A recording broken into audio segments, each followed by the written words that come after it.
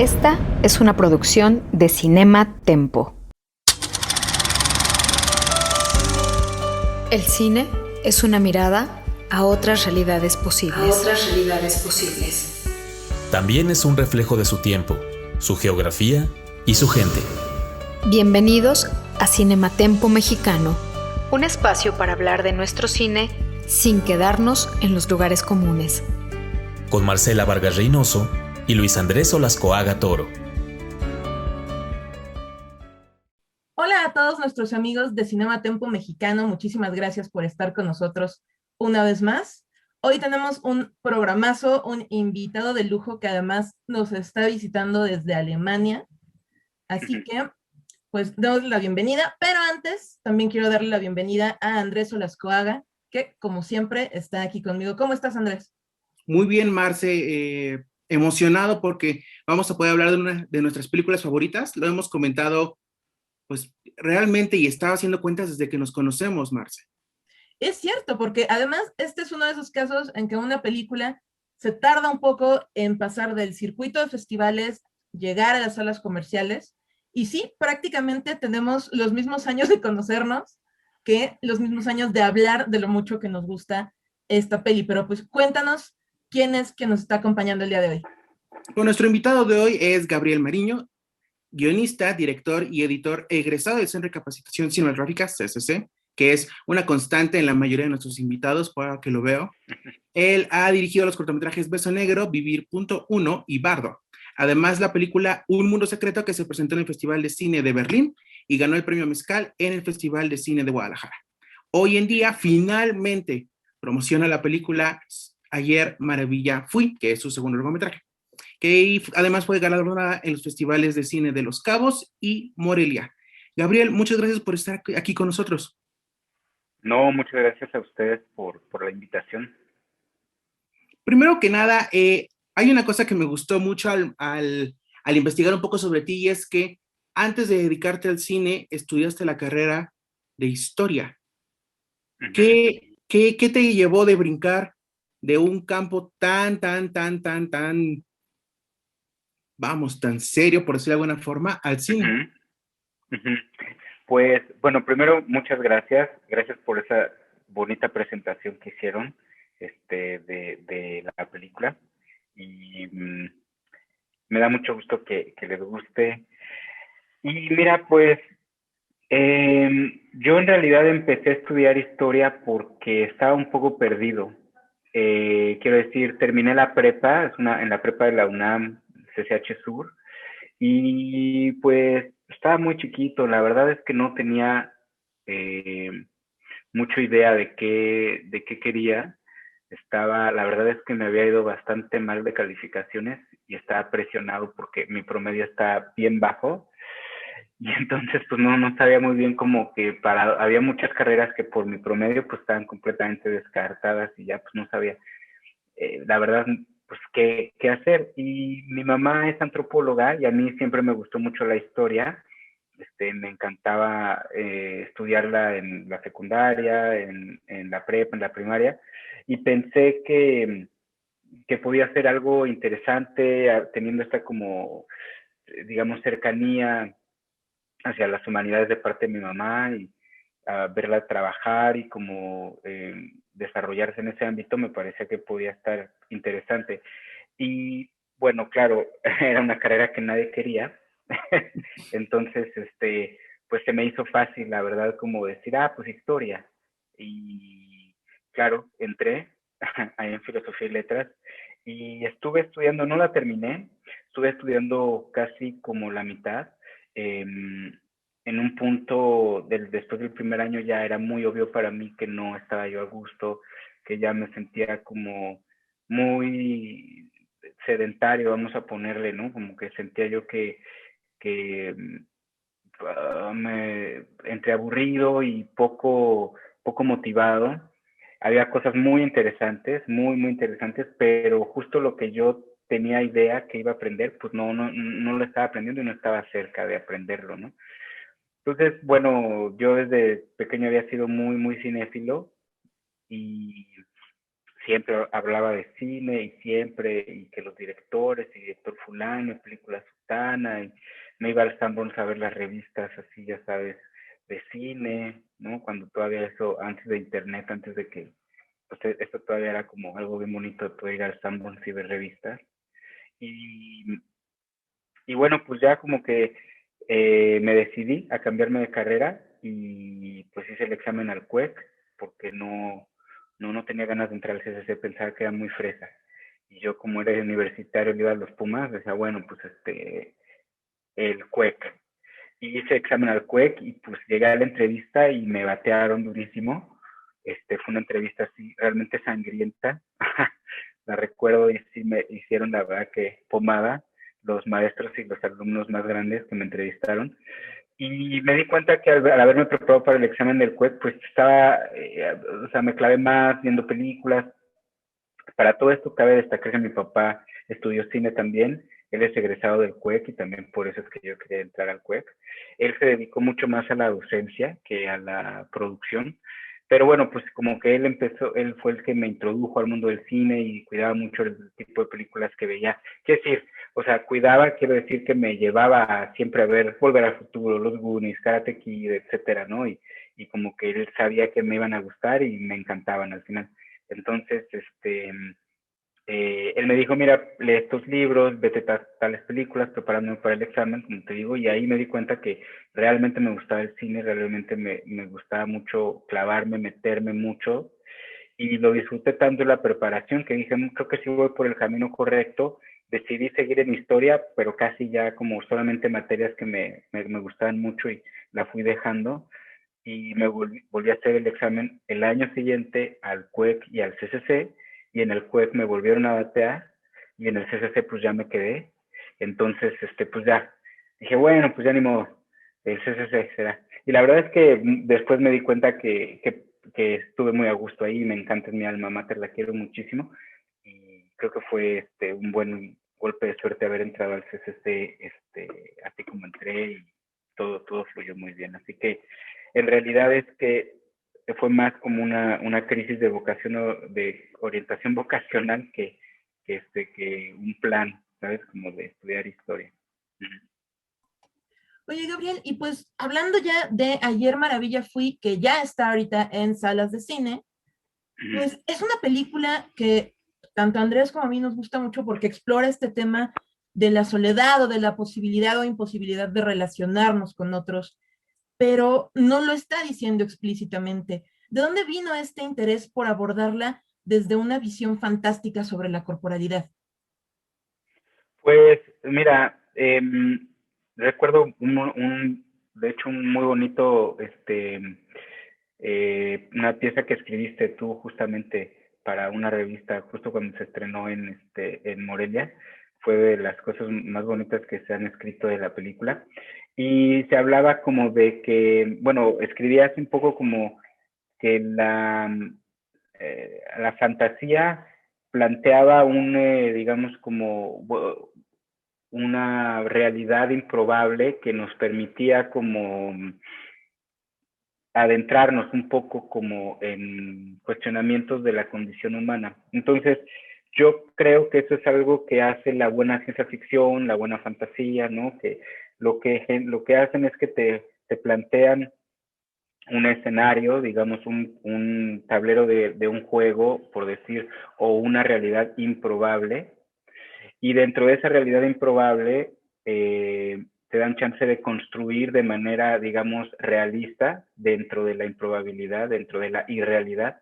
Te dan chance de construir algo que sin duda, o sea, que si lo llevas bien, puede profundizar sobre las preguntas que tú te estás generando sobre la condición humana. Es decir, dicho de otra manera, es como, ay, ¿y qué pasaría si o qué pasaría si hubiera alguien que pudiera viajar en el tiempo o que tuviera que cambiar de cuerpo o que pudiera teletransportarse o así, así, así? Y entonces vas construyendo eso, ¿no? Entonces no era simplemente un capricho de utilizar la fantasía por utilizar la fantasía, sino que era como el vehículo para yo poderme adentrar en este cuestionamiento que hablan mucho como de la la conexión humana, ¿no? Uh-huh. ¿Hubo algunas piezas o autores que te influyeron al momento de que creaste esta historia, que además de que tiene ciertos toques de realismo mágico, también es muy etérea, muy plástica? Uh-huh. Sí, claro, hubo muchos. Robert Bresson, por ejemplo, siempre muy importante para mí, como cualquier tipo de cuestión cinematográfica. Claro que, por ejemplo, pues la Yete era súper importante porque era una referencia, pues no solo de tono, sino de tema y de ejecución así magistral, ¿no? Como de la economía de medios total, que construye una atmósfera impresionante, que al mismo tiempo cuenta algo profundísimo y que utiliza la ciencia ficción, ¿no? Como vehículo. Entonces era como ver eso, claro, Alphaville, había, bueno, por supuesto Stalker, pero también era como, pues más que referencia, era como una especie de guía, ¿no? Como ya sabes, como cuando vas y te quieres inspirar y vas al museo y ves un cuadro, pues así un poco como que así veíamos estas películas. Y veíamos también mucho, por ejemplo, Ida, por ejemplo, en cuestiones fotográficas, ¿no? El blanco y negro, Das Weiße Band, el listón blanco, ¿no? También. Y eso, pues sí, como que ese tipo de cine es como el que nos acercamos mucho. Y curiosamente también cosas como muy incluso como de serie B, ¿no? De John Carpenter o em, la invasión de los usurpadores de cuerpo, y cosas así que también nos ayudaban a ver cómo se resolvían cuestiones narrativas, ¿no? Y de cómo iban resolviendo, sí, piezas de información, etcétera, ¿no? Que se le daba al público, ¿no? Uh-huh. Y Gabriel, justo también una de las cuestiones más interesantes de la película es que si bien tenemos a una persona protagonista, tenemos a un elenco muy interesante y muy distintos entre ellos. Cada uno tiene, digamos, una cualidad que los separa unos de los otros, ¿no? Pero es un elenco precioso. Sonia Franco, José Meléndez, Susana Melikian. ¿Cómo fue el trabajo con ellos? ¿Cómo seleccionaste a este grupo de actores y actrices? ¿Y cómo fue desarrollar a estos personajes que tienen, por supuesto, identidades más que una cuestión de apariencia, Uh-huh. más que ser un cuerpo? Uh-huh. Pues mira, yo venía de hacer mi primera película, Un Mundo Secreto, que afortunadamente también le fue muy bien. Ustedes ya lo dijeron, tuvo ahí premios y festivales importantes y demás. Y entonces yo no vengo de una, ¿sabes? Como de... quiero decir, me costó mucho trabajo hacer mi primera película y le fue muy bien, entonces estaba yo confiado que la segunda iba a venir de manera sencilla. Y la verdad es que está equivocado. Me costó mucho trabajo hacer la segunda. Entonces yo estaba en un proceso ya como medio desencantado de no haber podido realizar como sobre todo un proyecto que tenía ahí escrito. Y tengo un amigo que se llama José Manuel Cravioto, que quizás te ubiquen también, colega director de cine. Y entonces él y yo nos conocemos desde hace muchísimos años y hemos trabajado muchas veces juntos. Y entonces él me dijo, mira, tú tienes una idea de cómo para hacer una película así pequeña y mínima, sí.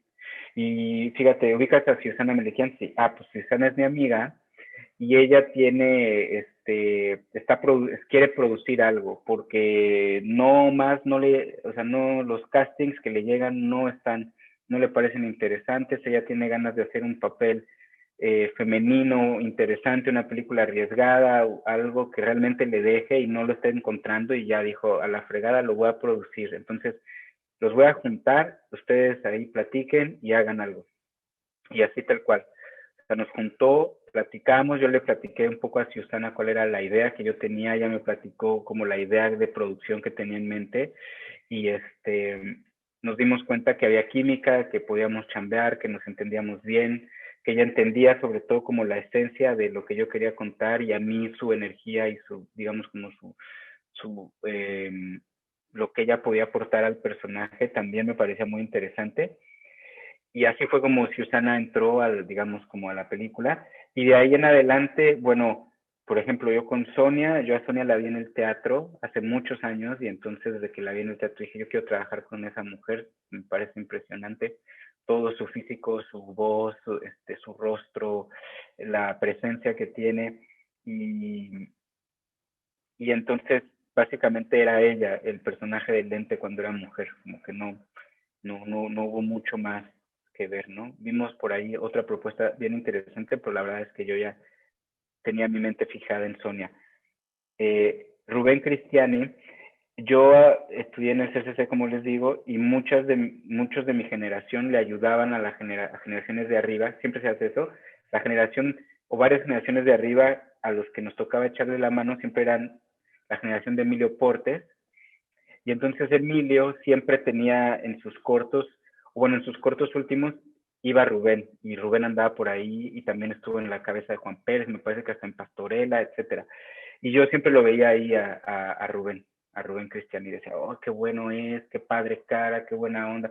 Y también dije, bueno, cuando tenga chance, voy a trabajar con él. Y así fue. De hecho, el personaje del Lente que le toca interpretar a Rubén se llama Emilio, pensando en Emilio Portes, ¿no? Ahí el embajador. Y entonces, a José, fíjate, con la historia de José es que yo había empezado a trabajar con otro actor que yo quería que él fuera el lente en ese momento. Y este chico tuvo que hacer le salió un proyecto muy grande en Argentina, y entonces tuvo que dejar la película. Y él es muy amigo de José, entonces me habló y me dijo, oye, fíjate que ando pues, con este proyecto, ya no voy a poder hacer la película. Pues ya yo me fui muy preocupado a dormir ese día porque recuerdo que ya faltaban pocas semanas para filmar y soñé que le hacía José. Y entonces la mañana siguiente me levanté y dije, no, pues es que soñé que era José, tiene que ser él. Y le platiqué a este chico y me dijo, yo soy súper amigo de José, te lo voy a poner en contacto. Él vio Un Mundo Secreto y le gustó, bla, bla, bla. Y así nos puso en contacto y empezamos a trabajar y también fue así como un encuentro súper afortunado. José padrísimo, talentosísimo todos. Y entonces lo que fuimos haciendo fue trabajar como en partes, primero con Rubén, luego con Sonia Susana, y luego José Susana. Y José observaba mucho a Sonia también, por ejemplo, ¿no? Y Sonia observaba a Rubén.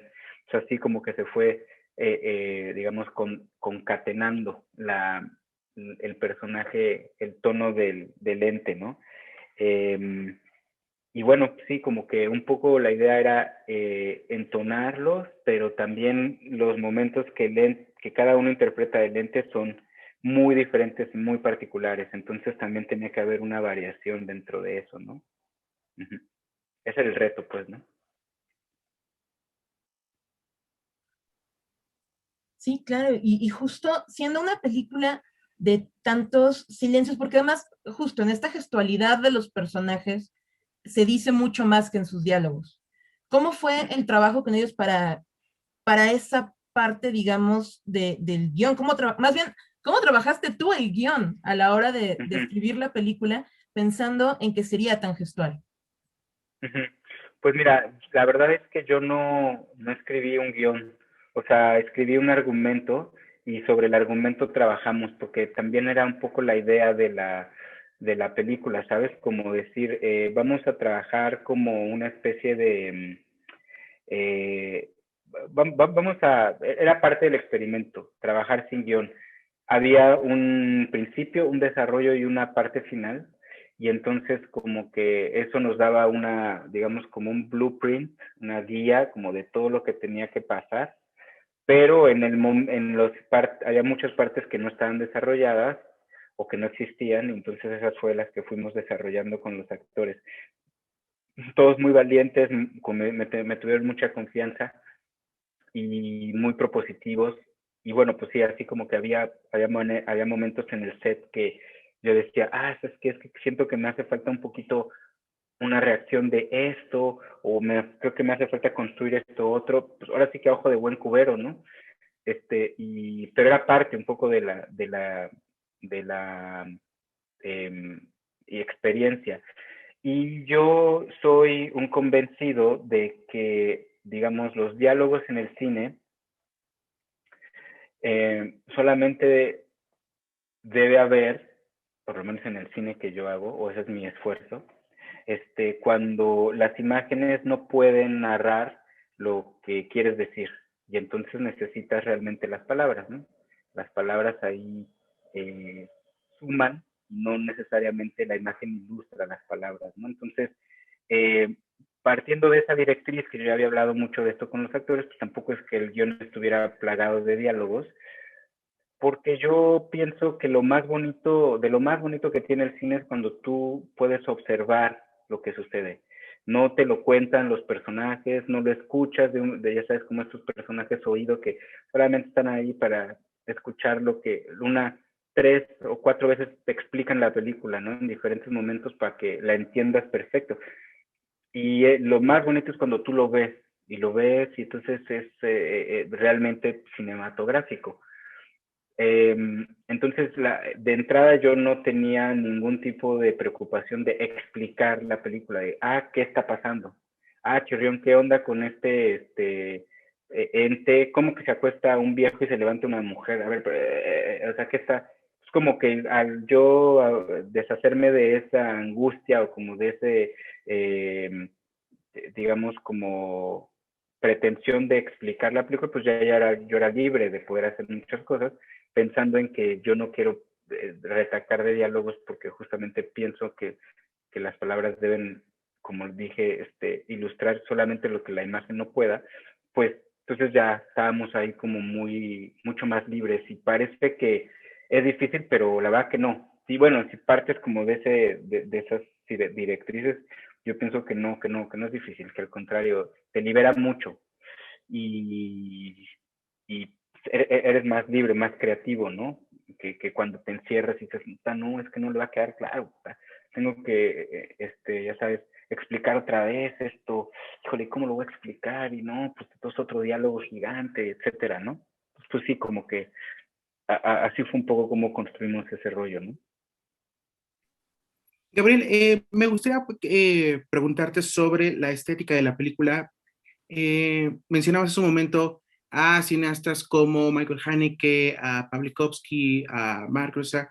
Todos ellos hicieron películas en blanco y negro, y esta película es en blanco y negro, a diferencia de el largometraje anterior. ¿Qué te llevó a decidirte por el blanco y negro? Y una de las cosas que me gustaron mucho de la película es que retratas lugares de la Ciudad de México que no son usualmente retratados, vamos, siempre están como en un círculo de las películas, y aquí te sales de ese, vas a la Colonia Portales, vas al Metro Cenía, que no sé cómo lograste que no se vea mínimamente humano ese lugar. Me gustaría saber cómo elegiste esas locaciones y qué tan difícil fue filmar en ellas. O sea, dices que el Metro Oceanía se ve humano o deshumano. Humano, es que yo paso por Humano. ahí diario, Sí, y sí, sí, créeme sí, que sí. es lo menos que parece una vez que Sí, caminas ese sí, sí, transbordo. sí, sí, sí, sí, sí, sí, sí. Pues mira, blanco y negro para mí es es un recurso visual, un dispositivo visual que ya está, digamos, como tatuado en nuestro ADN, en nuestra información visual. Em, lo aceptamos, lo entendemos, vemos imágenes blanco y negro y nuestra mente ubica que son reales, sucedieron, las has visto en el periódico, quizás en las fotos viejas de los abuelos, etcétera, ¿no? Pero al mismo tiempo tiene digamos, como una suerte de evocación, como una suerte quizá nostálgica, quizá evocativa, onírica, vamos a ponerle, ¿no? Entonces, la película también de alguna manera se balancea entre estos dos mundos, ¿no? Que es un mundo real, México, Ciudad de México 2017, y el otro pie está hay un personaje, un ente cambiador de cuerpos de manera incontrolable. Entonces ahí también la película está entre estos dos digamos, como mundos.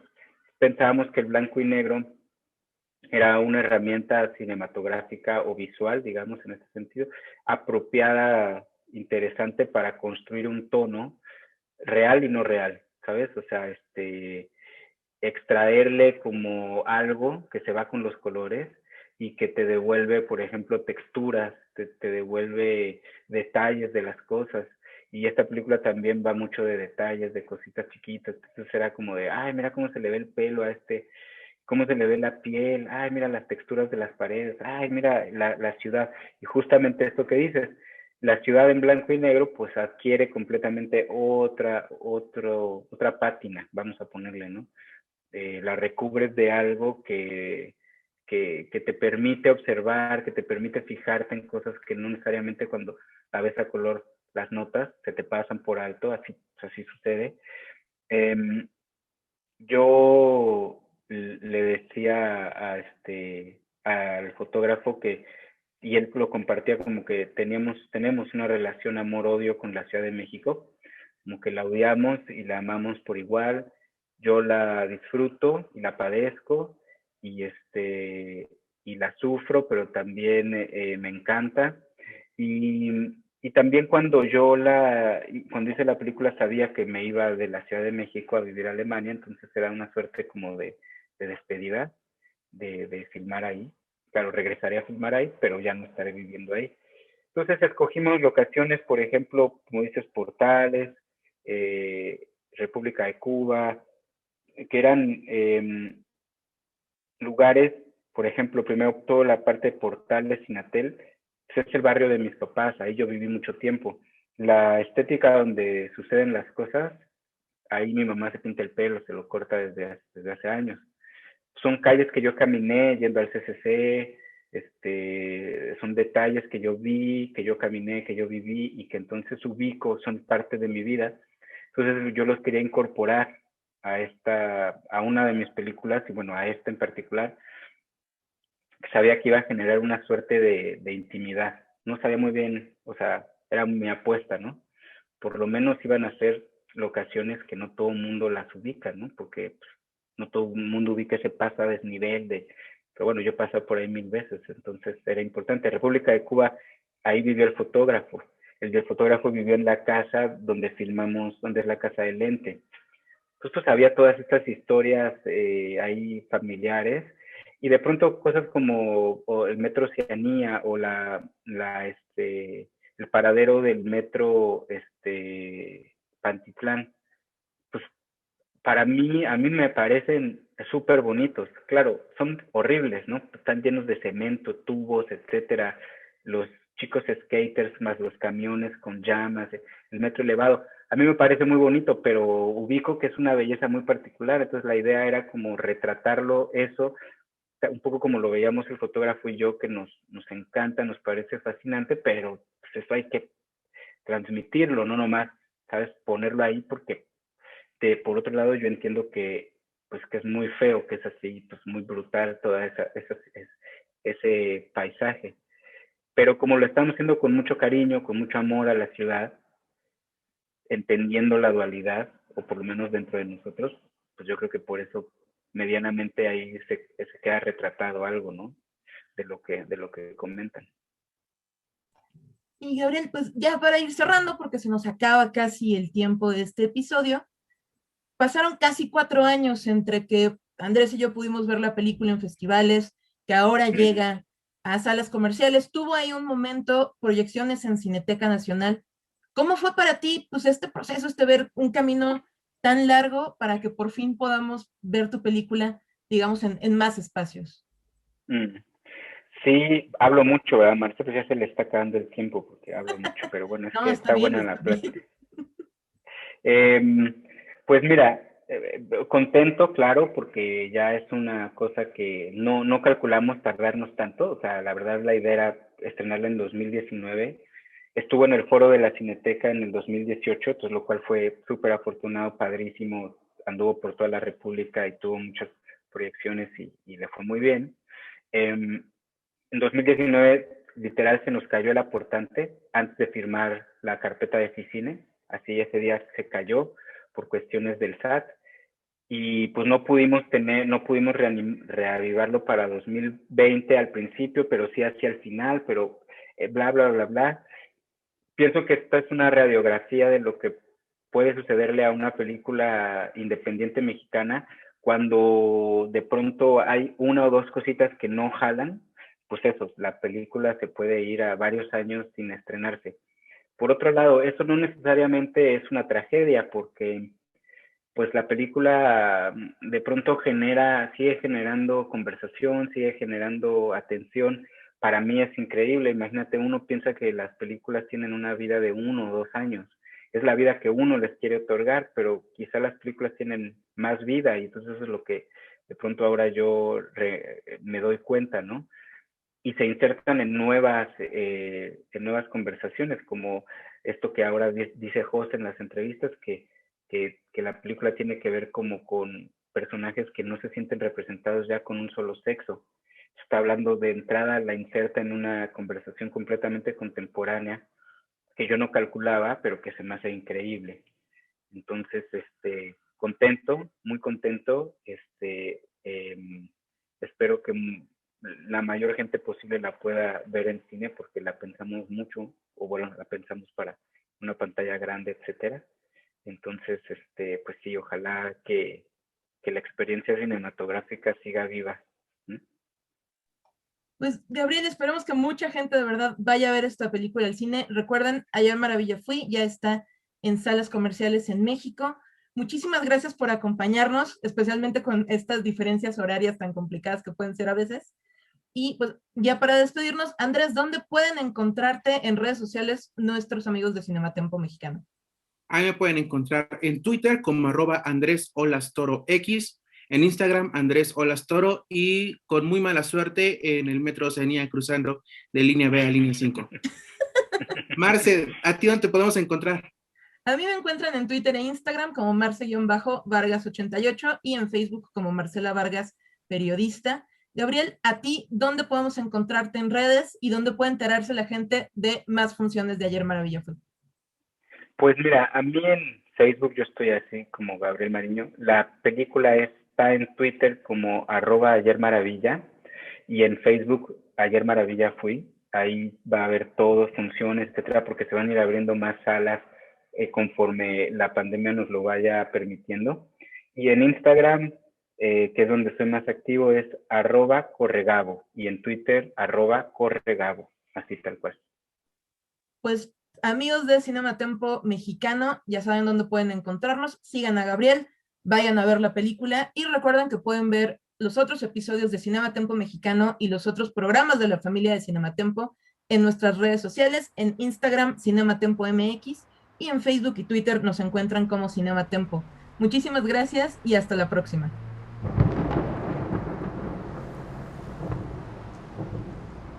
Hace algunos días tuve un sueño muy extraño. Soñé que estaba en la ciudad, pero no era la misma ciudad que vemos todos los días. Era más bien como un bosque. Los edificios, las personas, sus caras, sus reflejos en los espejos. Todo estaba atrás de los árboles. Yo estaba arriba de uno de los árboles y podía verlo todo.